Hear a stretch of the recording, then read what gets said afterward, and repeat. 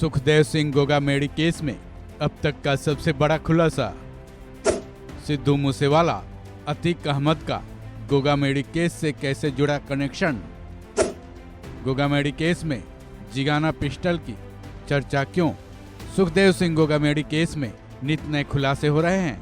इस हत्याकांड को अंजाम देने वाले आरोपियों की गिरफ्तारी के बाद वो रोज नए नए राज खोल रहे हैं। इस हत्याकांड में अब एक नया एंगल सामने आया है।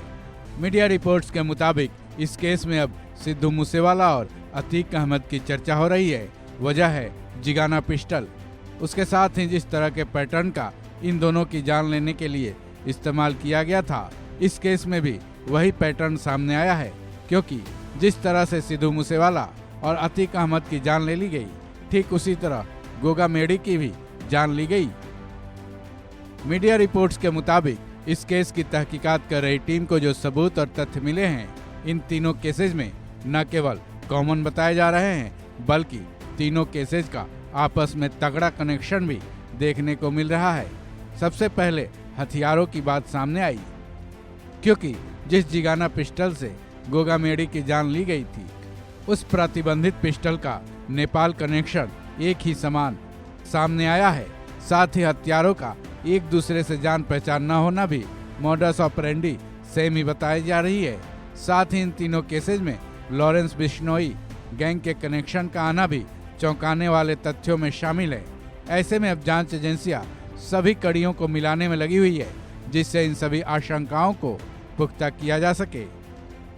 अगर ऐसा है तो मीडिया रिपोर्ट्स के मुताबिक जिस जिगाना से रोहित राठौर और नितिन फौजी ने गोगामेड़ी पर गोलियां बरसाई थी, उसका इस्तेमाल हाल के दिनों में कई मामलों में हुए हैं। बताया जा रहा है कि जिगाना प्रतिबंधित तो है, लेकिन लॉरेंस बिश्नोई के पास सबसे ज्यादा है। वहीं बिश्नोई गैंग सबसे ज्यादा इस्तेमाल जिगाना का ही करता है। इस केस में वीरेंद्र चारण के जरिए लॉरेंस बिश्नोई का नाम सीधा जुड़ रहा है।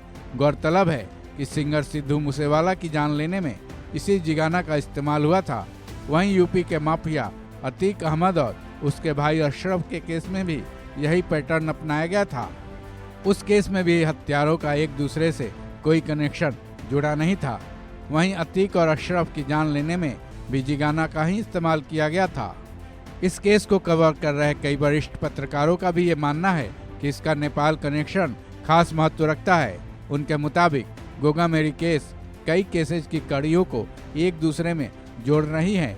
अगर सही से गौर किया जाए तो गोगामेड़ी केस में वीरेंद्र चारण ने ठीक उसी तरह नेपाल में बैठकर अपने आकाओं के आदेश का पालन किया है, जैसे कि उस पर आरोप है कि वो नेपाल में ही बैठकर अतीक अशरफ, मुख्तार अंसारी के शूटर संजीव माहेश्वरी उर्फ जीवा के केस के लिए किया था।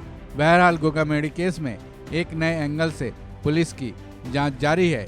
देखने वाली बात यह होगी कि क्या वाकई गोगामेड़ी केस में अतीक और मूसेवाला का कनेक्शन है, और ये भी देखना अहम होगा कि इस केस की जांच में आगे क्या कुछ निकल कर सामने आ रहा है। इस खबर में बस इतना ही। बाकी अपडेट्स के लिए जुड़े रहें वन इंडिया हिंदी के साथ।